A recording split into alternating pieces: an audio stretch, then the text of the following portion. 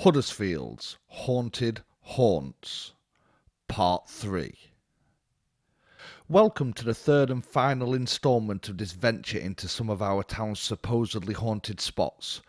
The subject of local ghosts was suggested to me by Huddersfield Times reader and paranormal enthusiast Oliver, and I have attempted to tackle the topic from a historical point of view. In the previous article, we covered the rumoured ghosts of Black Dick's Tower, Huddersfield's train station, and Longley Old Hall. This piece, we are going to finish off exploring Oliver's other suggested haunts, Knoll Hall, the Royal and Ancient Pub, Standedge Tunnel, and Stores Hall. Without further ado, we will delve into these historic buildings and their spectral guests. Knoll Hall. Better known as the Tolson Museum, this former mansion is now home to a brilliant collection of items related to our town's heritage. As we covered in part 1, this building was gifted to the people of Huddersfield in 1922 by Lee Tolson, who wished it to become a museum. While there are no specific spirits related to our town's biggest museum, this building is a regular haunt for ghost hunters who occasionally stay the night. With several human dummies in period clothing alongside real-life stuffed animals, Oliver describes it as a creepy building where you feel you are being watched. With no confirmed ghost legends in Knoll Hall, one might look to the wonderful structure in front of the building. This rectangular folly, adorned with a handsome clock, was once the entrance to our town's Cloth Hall. In said hall, it was rumoured that there were several spirits who haunted the place. One such ghost was supposedly Old Mike. Could it be that Mike made the trip to Knoll Park with part of Cloth Hall? Perhaps, but there is no evidence to suggest so. The Royal and Ancient Pub. Situated on Dalton Bank Road, the site of this wonderful little pub has a tragic history. In February 1818, a fire tore through a nearby cotton mill and 17 child employees, all girls between the ages of 9 and 18, died in the disaster. In the aftermath, the bodies of these unfortunate victims were placed in the cellar of the Spinner's Arms, a pub that stood on the ground before the Royal and Ancient.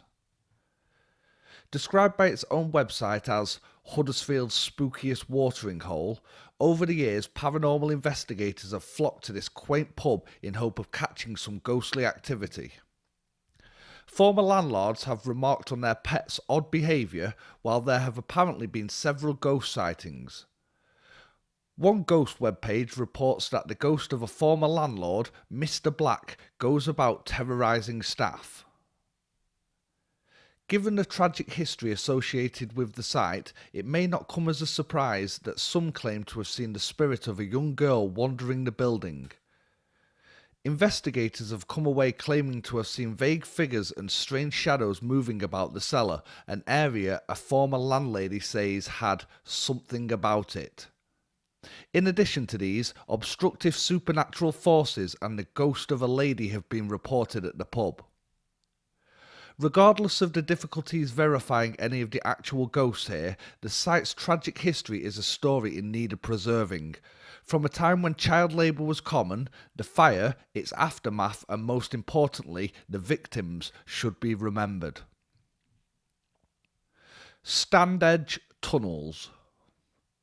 This massive marvel of engineering that runs from Marsden to Diggle took around 17 years to complete and contains 3 train track tunnels and a canal tunnel that is Britain's highest, longest and deepest. Like many mammoth constructions, this 5,000 metre long wonder of the West Riding, built from 1794 to 1811, came at a heavy human cost. Official figures claim that 50 people, mostly civil engineers, had died in various accidents while building the tunnel, though some suggest that this number could be much higher. If tragic deaths and a long dark tunnel are not context enough for the paranormal, perhaps reports of sacrificial rituals will do it. The stories go that in 1980 some youngsters had gone into the tunnel and, in typical ritual fashion, had seen men sat around a fire. Later, police officers searching the tunnel were said to have found two severed sheep's heads and some strange markings on the wall, though one account suggests that this was workers and another that it was sheep's skulls. Around the same time, a local and his pals were trespassing through Standedge Tunnel, making their way home from Diggle. About halfway along, minding their own business, a man wearing an elderly person's mask ran screaming towards them and scratched the local. At another time, a police officer investigating the tunnel remarked that at a specific point where the tunnel opens up, at an area workers called the Cathedral, he had discovered a pentagram drawn high up on the wall. And another explorer claims to have seen a demonic face painted on the wall with a circle of candles, symbols and a decapitated cockerel on the floor. Ghosts aside, these incidents did enough to spawn rumours of black magic and satanic ritual in Marsden. So, with these unsubstantiated rumours on board with subterranean passageways and dead people, what ghosts dwell here? Well, in terms of the paranormal, we do not have much more than claims of strange lights, mysterious sounds and the, quote, residue of people who have died. While looking for specific ghost claims at a site ripe for hauntings, I have found one reference to a mysterious robed figure being sighted. Nothing more, no speculation. So, let me move on with this. Could this be the spirit of a wife searching for her husband who had died during the tunnel's construction? Or, even less likely, the soul of a victim sacrificed by some local satanic cult in a black magic ritual? No? Perhaps not. Storrs Hall. Lastly, but certainly not least on the list of our apparently haunted haunts, is Storrs Hall. First opened in 1904, this former home for individuals with severe mental health issues is perhaps the most notorious on our list. Since its official closure in 1992, many of the hospital's outer buildings have gone and much of the area has been given over to student properties that have adopted the moniker Storrs Hall. This last point, I believe, goes a long way to the area's enduring notoriety. What university student would not want to perpetuate the idea that they live in an old asylum? The original mansion was built as a home by local family, the Horsfalls, in around 1788, but has long adopted the name of the land's ancient landowners, the Storrs. Officially known as Hospital Mansion, when it first opened, the medical treatments here were said to be progressive for their day. Still, after a near century of reflection, investigation and potentially factual horror stories, it is safe to say that our enduring view of the old mental home is not one of progress. A Victorian asylum for the insane that for a near century used medical practices that our enlightened 21st century morality might recognise as containing unwarranted cruelties. A place, like any other hospital of its kind and date, that had witnessed numerous deaths over the decades and collected enough insidious rumours that the setting was more than apt for claims of the supernatural. In fact, you are unlikely to find any similar establishment without some macabre deeds and rumoured hauntings attached to them. The land of Storrs Hall comes with an additional bit of context recorded by Huddersfield historian Philip Aher in his wonderful pamphlets. Aher suggests that regardless of the asylum, the locals had long been wary of the area. He goes on to say that a man had once buried his wife in a shallow grave in the woods at Storrs Hall and that her coffin had been discovered by an unsuspecting hunter. Given that the earth in this area was not considered holy ground, stories began to tell of a discontented spirit wandering the area. While Storrs Hall certainly has all the correct trappings for ghost tales, I have found no individual claims of seeing a ghost. Scratching noises, eerie feelings and torn posters at the student quarters, with the addition of indistinct shadows being reported, hardly constitutes ghosts. Still, given the historical context, such places lend themselves nicely to vague tales of brutality and lost spirits. Locations like Storrs Hall may always be of interest to those intrigued in the paranormal. It is the identity of the man and his wife that draw my attention. So, that is our list of some of Huddersfield's supposedly haunted haunts. While I would always like to delve into it from an evidence based historical angle, it is hard not to enjoy a bit of speculation in regards to any supernatural entities. My interest leaned towards ghost stories with specific details attached to them names, clothes, actions, or anything that may further some manner of historical understanding. One final blast of skepticism leads me to conclude that every ghostly example on this list can be explained via natural explanations, but still, there are many who have witnessed spooky occurrences, and I am by no means calling in to dispute their experiences. In closing, I want to come back to paranormal enthusiast Oliver. I discussed in part 1 how he and a friend had had a spooky experience in Pontefract at a location some say to be the home of Europe's most active ghosts, 30 East Drive. While there, our Patreon experienced items moving between pockets, wardrobe doors swinging open, and door handles being interfered with. In addition to this, he and his friends saw 2 instances of shadowy figures running through the halls. Perhaps the Black Monk said to stalk the building. Now, the full story of his time there is one for him to tell. So, in closing, let me take it over to my discussion with Oliver about his experience. Right, so, Oliver messaged me to do some writing about some haunted places around Huddersfield, and he's had a few experiences himself, specifically one in Pontefract. So, Oliver, do you want to let us know a bit about that experience? Whereabouts was it in Pontefract? Hi Anthony, it was 30 East Drive in Pontefract. It's on a little cul-de-sac. How did you hear about this place? I read bits about it in a book. Well, in a few books to do with like local Yorkshire hauntings, you know, as you pick them up from second-hand shops or... What did you say the road was, sorry? East Drive it's called, but the house is number 30. Did you say you went with a friend? Yeah, I went with my friends here, yeah. She's local around there, you see. Yeah. And she used to like work for this company that I met her from. Yeah, so we sort of like became friends. Yeah, and she knew that you were into haunted places and knew about 30 East Drive. Yeah, and then she was like, "Oh, we should book to go," type of thing. So we booked, and we eventually went, and I think it was like mid July. So we basically got there. It was broad daylight at the time. We both got out of the car. I saw her put her keys in her pocket, and we went into the house, and nothing much happened.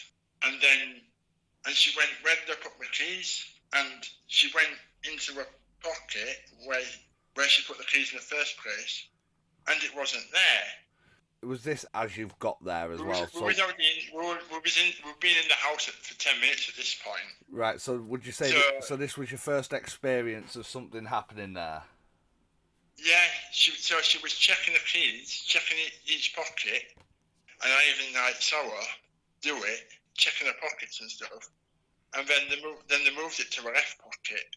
So obviously, so you said you've been there for 10 minutes as well. So, kind of tell me as you walk through the door and what are you doing in those 10 minutes? Are you walking through the house?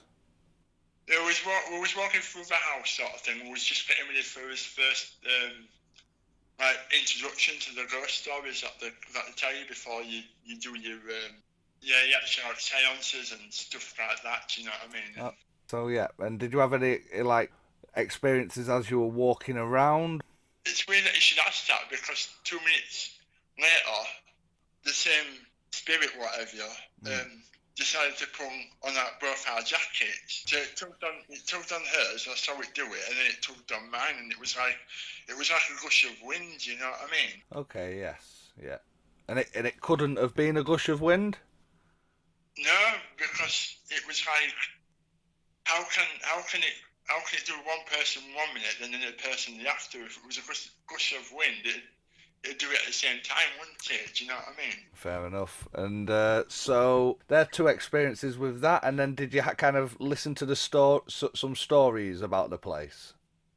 Yeah, apparently a monk, I think if I remember the story right, a monk had been hung for assaulting a young girl. Okay. And the monk, I don't think the monk was buried in the house, I think it was buried in the woods down the road, if you will. Yeah. But I think the actual event happened in the spot where the house is. Okay. Yeah. Because I don't actually know how long that house has been there. It's just that I finally moved in the 70s, and they started having like weird experiences with like tap water and stuff like that. Right. So okay. So that was the original family who lived there in the 70s. Did you say, or 60s? 70s, yeah. Okay. And like the kind of red, is it like a red brick house? Yeah, red brick house, but yeah, but like everything was like brown or beige. You know what I mean? Yes. So, in terms of then, did you have a séance in there before you looked around a bit more? We had a seance at some point. Yeah, I can't remember everything in what order it was, but I remember us going upstairs and we was in a group, and the first experience in the group what we had, and because we got told that the spirit sort of like emanates from a boiler room. Can you believe that? Okay. Okay. So where the boiler is, for some reason, it's like a port. It's like where like a portal sort of like begins, and then so all the spirits from around the house emanate from that port from the boiler room. And did you have And any experiences around there? yeah, I saw the windows started. Bear in mind, all the windows and that was shut, but the blinds started like the curtains started like moving. Do you know what I mean? Like as if like the wind was blowing on it slightly. You know, like a small gush of wind, not like a large one, like this storm that we've had recently. Yes. Yeah. And then all of a sudden, a figure starts appearing.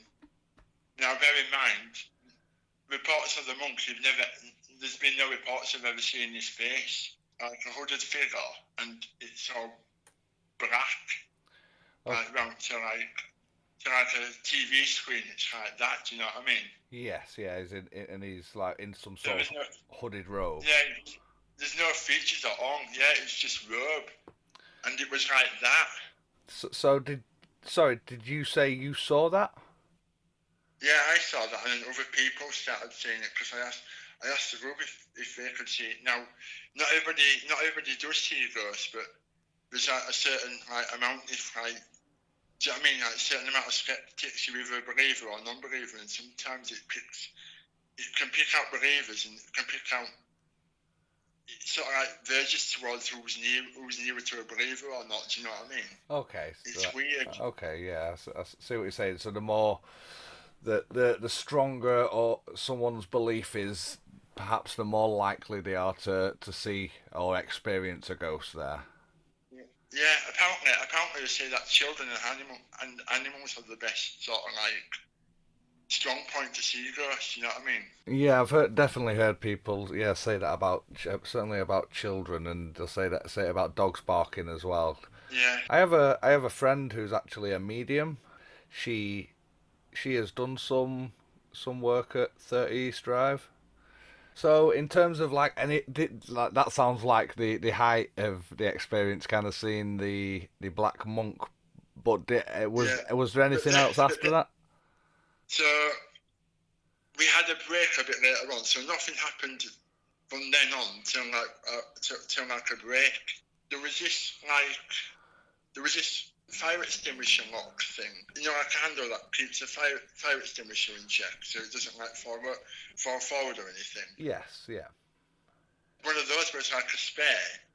So instead of it like being across, it was sort of like dangling down, Oh, and the spirit sort of like managed to pick it up. So as if a person had done it, do you know what I mean? Had mm, lifted it up, and then if a woman in front of me was making a brew, yeah. and she had like it fell onto her between her hand and her arm. Okay. It left like a scar. Forever?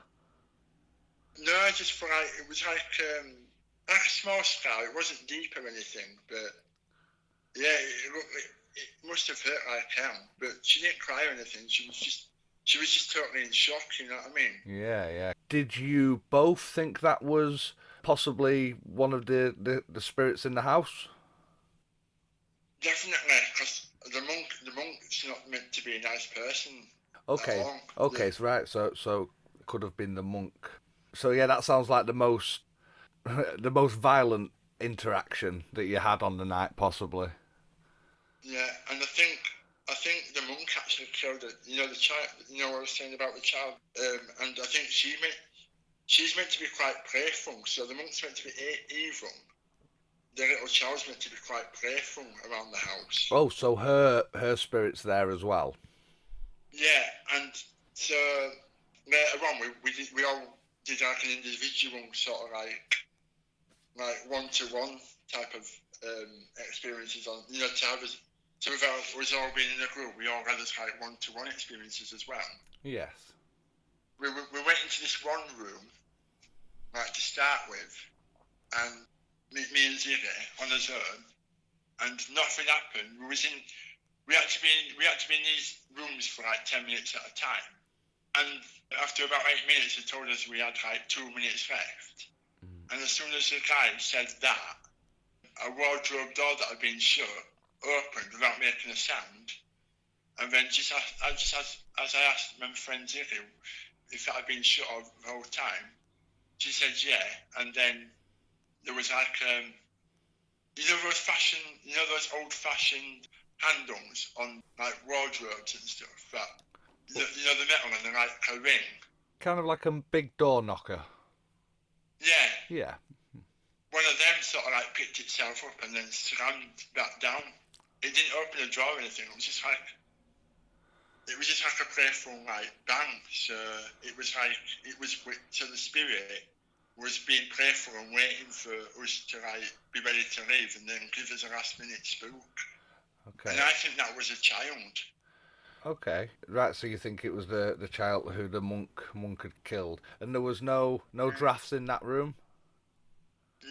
No, there's creepy dolls in that because people have get this, people have taken stuff home from there and brought them back because they've had, for some reason, the spirit resonates with that. You know what I mean? So it's like dolls and objects like jewelry and stuff like that, and stuff that people have actually returned because the house sort of like the spirits have sort of like lived in that as well from the house. You know what I mean? It's Yeah, like, that's interesting. Kind of like Chucky. yeah, or Annabelle, that sort of like thing. And it's weird. The Conjuring. Yeah. So okay, then after that, when you left the room. Nothing much till we got to the last bit, which was so as we came down the stairs, there was like an orange orb that looked like a car indicator reflecting. But there was no road near to where that window was, so there was no window there for a car like to reflect on. Okay, yeah. Because it was round the back of the house. It was round the back of the house. Right. So it was in like the living room. Right. So it looked like car lights A car indicator flashing in the front room. in the back room. Sorry, yeah. So I think yeah. Because the living room's at the back and the kitchen's at the front. Yeah, and what do you kind of think that was, or what did that indicate? I don't know. It was just like an orange orb, so I don't know. Maybe it was trying to tell us that it had other things in plan for us for the rest of the night. So Right, yeah. just to let us know that the spirit's there. I mean, I don't know. It's quite weird. Absolutely, definitely strange. And so was that like the end of your night? And what time did you leave there? Well, we had one more experience after that, which was like orbs on the cameras, but white orbs on the camera, yeah. And the guy sort of like showed us that.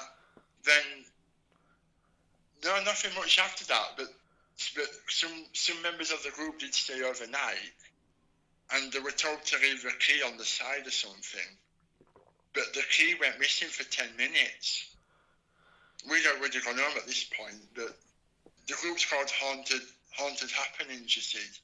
You can check them out on Facebook and whatnot. There's your vote for that.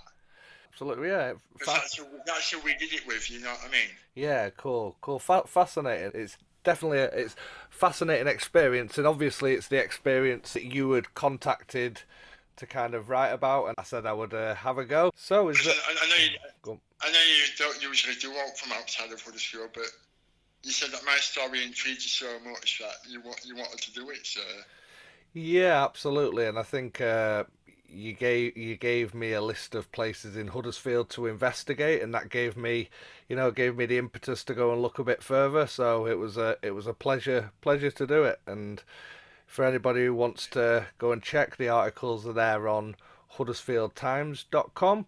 And so yeah, thank you for bringing this topic to us, Oliver. Is there anything else you'd like to say at the end?